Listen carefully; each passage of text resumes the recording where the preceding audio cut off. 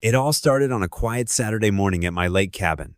My wife and I were preparing for a peaceful weekend, just the two of us, when the sound of multiple cars pulling into the private road broke the silence. At first, I thought it might have been a wrong turn. But within minutes, more and more vehicles started arriving. SUVs, trucks, and even a bus. I stepped onto the porch, and that's when I saw her HOA Karen, marching proudly at the front with a clipboard in hand like she owned the place. She looked at me with that smug smile and shouted, "Excuse me, we've reserved your cabin today for our HOA social event. We're expecting about 100 guests. You'll need to clear out." I almost choked. "My cabin? Reserved? By who?" I asked, half laughing. Karen snapped back. "By me.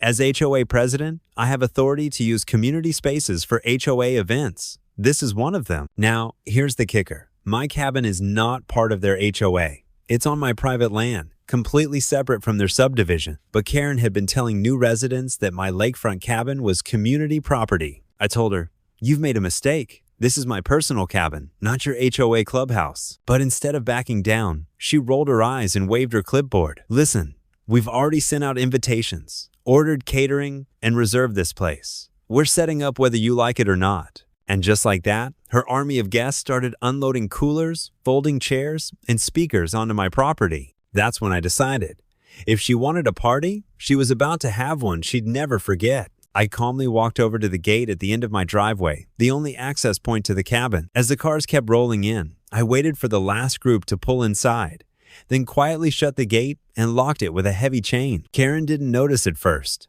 She was too busy directing people to set up tables on my lawn. But when the catering truck tried to leave to grab more supplies, the driver realized they were stuck. Ma'am, the gate's locked. We can't get out." Karen whipped around to me, fuming. "Unlock this gate right now. You can't trap us here." I looked her dead in the eye and said, "Oh, I thought this was your property. If this is really your community clubhouse, then surely you must have a key." The crowd went silent. You could see the realization spreading. Karen had lied to every single one of them. Some guests started asking questions. "Wait, this isn't an HOA-owned property? Karen, why would you say you reserved it?" Karen stammered, trying to maintain her fake confidence. Well, he doesn't use it often, so I figured that was all it took." The guests who had dressed up, brought food, and wasted their Saturday turned on her instantly. People started packing up their things, muttering under their breath about how ridiculous she was. Meanwhile, I sat on the porch with an iced tea, watching the chaos unfold. Finally, when the embarrassment was too much, Karen marched up and hissed, "You'll regret this. The HOA will fine you for obstructing an official event." I couldn't help but laugh. "Good luck with that. You have no authority here. Now get off my land." By the time the last car left, Karen was red-faced, humiliated, and drowning in complaints from her own neighbors. Word spread fast through the entire subdivision. The same people she had bullied for years were suddenly united against her. A few weeks later, I heard she was voted out as HOA president.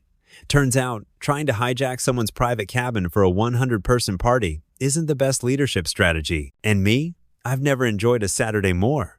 Sometimes the best revenge is just letting a Karen destroy herself with her own lies.